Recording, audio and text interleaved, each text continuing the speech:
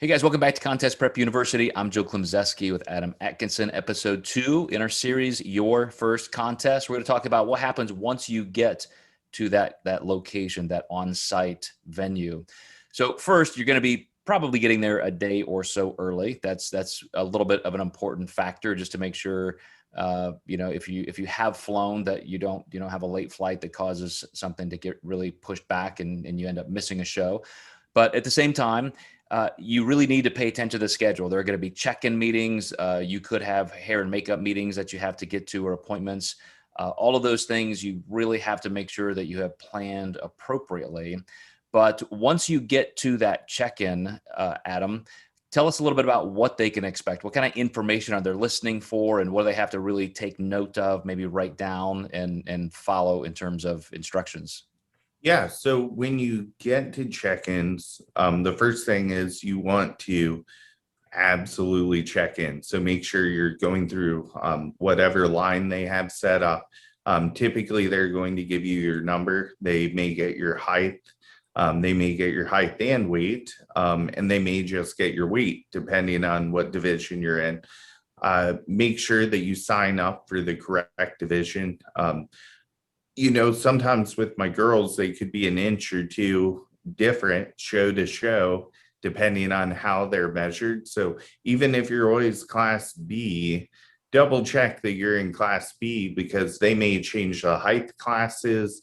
It could be different from the previous show you did. So always be aware of what class they marked you down in.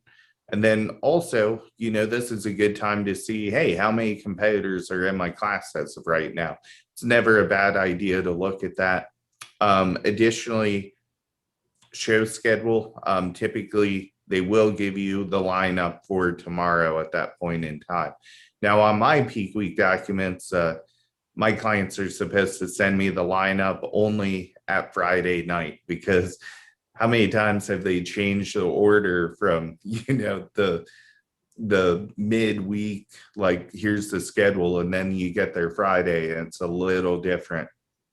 So I always go off Friday's schedule for show food. So you'll want to send that to your coach if you're with a coach. That's really important, so we can see how many classes there are, have you, and time things well. And then from there, they might have a morning meeting. So if you've never done a show before, I'd recommend going to the morning meeting. That could be any kind of changes.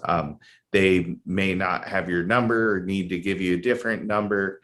Sometimes some small fine-tuning things on the production end happen there. So it can be important to go to that. So I think that covers check-ins relatively well. Yeah, I would also just say, take note of all of the little details in terms of where to be and when.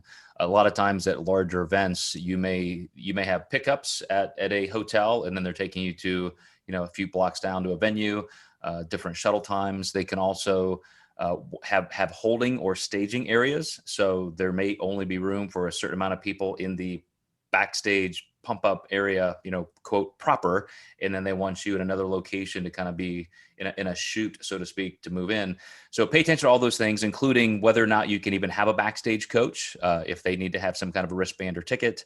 Just really, as somebody who's always an over preparer, I would say just make sure you have all those I's dotted and T's crossed, and make sure that you administratively know exactly what's going to happen, because you're going to feel a certain level of anxiety and ineptitude just because it is your first time. And that, of course, is not necessarily great on your look, to have that surge of adrenaline and cortisol going through your body. So the more you can take care of ahead of time, I don't think promoters really appreciate just a shitload of phone calls coming in. Every time you have a question, to call them or email them.